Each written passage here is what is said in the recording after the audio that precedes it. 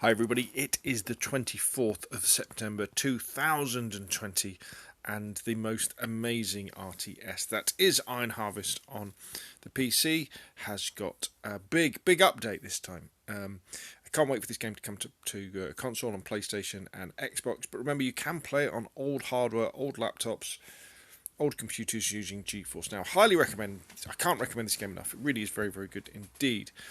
The headline from this one is, which I haven't read it yet in the patch notes, which we're going to go through in this video, is that your saved games in the single player campaign aren't going to. I think they're just not going to work in terms of partial save throughout a campaign mission.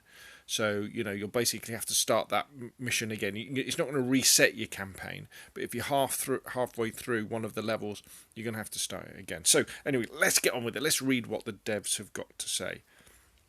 Let's get competitive with ranked, ladder, and released, plus more content. News, alright, here we got this stuff. News, ranked ladder. Iron Harvest just became more competitive. Many of you have been patiently waiting for this and we're happy to be able to release it now. Players can play against each one another in ranked matches. Your position on the ladder is decided by your skill rating, SR. There are 6 leagues, Bronze, Silver, Gold, Platinum, Diamond and Master, with 3 divisions each. With every match played you will gain or lose skill rating. Earn enough skill rating and you will be promoted to the next division or league. Losing skill rating may result in being demoted. I would be demoted straight away. To establish your initial rank, you will need to play a series of. Currently, we estimate that 10 to 15 placement matches will need to be played before reliable and fair matchmaking is possible. This is simply because right now we don't have the data to precisely match you with players of a similar skill. Generally, we have improved our back-end matchmaking and we are working on solutions to continually evaluate your skill level accurately as it evolves over time. We currently plan to have only one ladder your score from all multiplayer game types and factions, but this may change in future based on player demand and feedback. Right, well, if you're into playing multiplayer online against other people, sounds good. News, Autocast Abilities. You can right-click on many of your units' abilities, automatic usage on or off. Very useful, this one.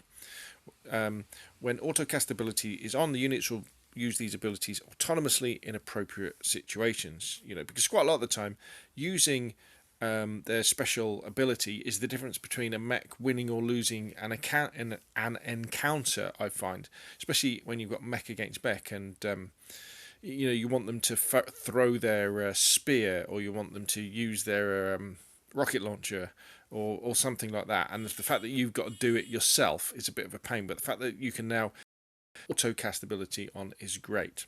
The idea behind this feature is to take some of the micromanagement off the player should they choose. Should you want to keep full control, you of course don't have to use it. Autocast doesn't make sense for all abilities, but we may enable this for more in the future depending on the feedback we've received. Changelog.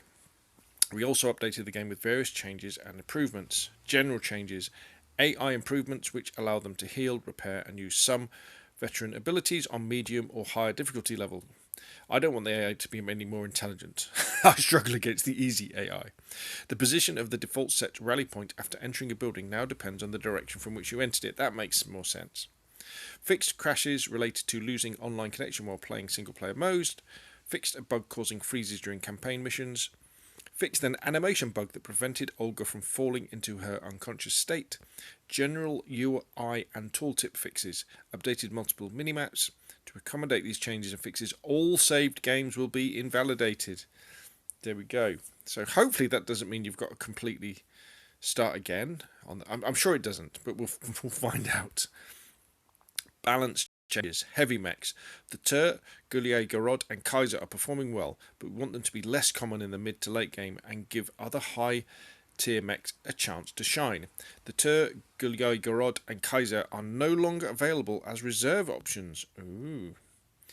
Both an advanced workshop and advanced barracks are required to build these mechs. Field cannons and anti-armor gunners, these have proven to be a bit too effective against unarmored targets such as infantry. So as a first step, the anti-armor gunner splash damage decreased from versus unarmored from 15 to 5. Yeah, so it make it much easier as infantry to rush a field gun. Russian anti-armor gunner, and the field cannon. Field cannon damage decreased versus unarmored from 100 to 50, so that's half. So you have that situation where your infantry are moving forward, and the field cannon fires, and they all die. That hopefully won't happen anymore. Field cannon splash damage decreased versus unarmored from 50 to 15. That's a massive decrease. So you're going to have to make sure you've got like a machine gun there, or machine gunners, or a mech there with a machine gun to suppress and stop those infantry from overwhelming your field cannons or your anti-armor gunners. Headquarters. We want to give players more time to respond to base attacks and reduce the odds of being caught off guard. Therefore, we are making it more difficult to destroy a HQ, and we'll keep a close eye on this going forward. So the HP for all headquarters has gone from 1300 to 1750. That's a big increase. Reinforce, repair and heal. The cost of these affected the rest of the match too heavily. Therefore, the cost for repairing mechs in base reduced by 40%. Costs for the medic's heal ability decreased. For infantry, decreased iron cost from 170 to 75. For repairing exosuits, decreased iron cost from 200 to 150 and oil cost from 30 to 25. Yeah, that's good, because it made more sense to send your units back to the headquarters to be repaired, didn't it? Exosuit infield repair cost decreased by 50%. Exosuits in base reinforced cost per soldier decreased. Ricers reinforced cost from 85 to 60 iron and 20 to 10 oil. Eisenhahn reinforced from 85 to 55 iron and 15 to 5 oil. Grozer reinforced cost from 85 to 55 iron and 30 to 15 oil. Yeah, so it costs a lot less to get your units fixed when they're back at your base. So let's look at some Polania specifics. Michael Sikorsky was very difficult to counter for most players, while Polania's early mechs were slightly too powerful for how easy they are to acquire. By contrast, their Rikers exosuits needed a little love. I'd agree with that. So Sikorsky, reserve 3. Melee damage decreased versus unarmoured from 40 to 20, versus light armour from 20 to 10, medium armour 10 to 5, heavy armour 10 to 5. Armour class changed from light to unarmoured. Michael's personal HP decreased by a massive 400 to 250. The cavalry soldier's HP increased from 100 to 110. So the exosuit, Reichsers, weapon damage increased versus unarmoured 15 to 25, light armour 20 to 30, medium armour 15 to 25, heavy armour 7 to 12, structures 8 to 10. Strasnik Spider Mech. Brilliant.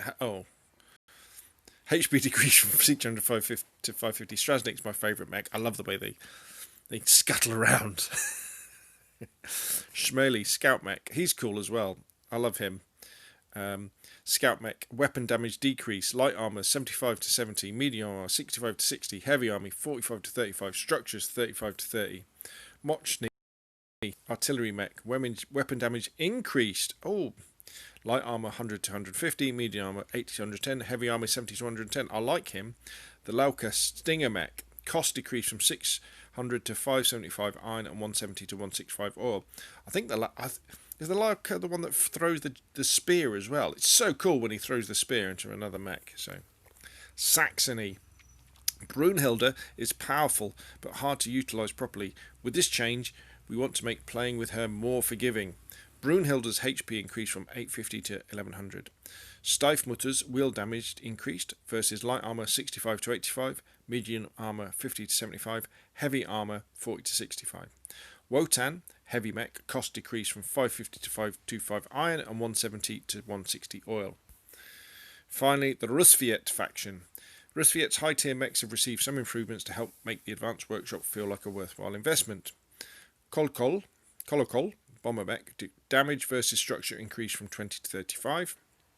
Nagant, the revolver mech, HP decreased from 1150 to 1100. Weapon damage, however, increased versus light armour 45 to 65. That's a big lump. Medium armour 35 to 45. Heavy armour 25 to 45. Again, a big jump. Cost decreased from 550 to 525. Iron and 190 to 155 oil. Serp, their scythe mech. HP decreased from 1100 to 1150. HP decreased from 1000 to 1150. Hit points or health points decreased. No, that's an increase. That's an increase, that one, little chaps. That might be a typo. Melee damage increase versus unarmoured 100 to 175. That's a big jump. Light armour 100 to 150, an even bigger jump. Medium armour 100 to 150. Heavy armour 100 to 150. Structures 80 to 40, so that's a reduction. Oil cost decrease from 175 to 140, so the SERP will be a beast to be reckoned with in close combat. Info, new this month. We have already released 2 new maps since releasing the game, and we have more planned in future updates to keep Battlefield fresh. If you haven't already, check them out here. Check out the new artwork, stats, and all behind the game. Each unit in the game, as well as refresh your game knowledge with the tutorial. Yeah, have a look at the codex. Looks really brilliant. Loads of good stuff in there. The letters are really cool. They kind of describe each character, each hero, but they're not described by themselves or in the third person. They're described by other people writing about them who are in the world themselves. Very, very good. You and a friend can work together to complete over 21 hours of campaign missions, span the intertwined narratives of our 3 factions and their heroes. Outlook. As many of you know, our Kickstarter player survey revealed that most of you wanted the campaign experience to be the focus of our development. With this largely complete and receiving much praise, we kept our attention to the multiplayer experience. This and the recent map additions are only the beginning as we assess your feedback and establish our long-term goals for future updates. Brilliant. And I've got to say, I'm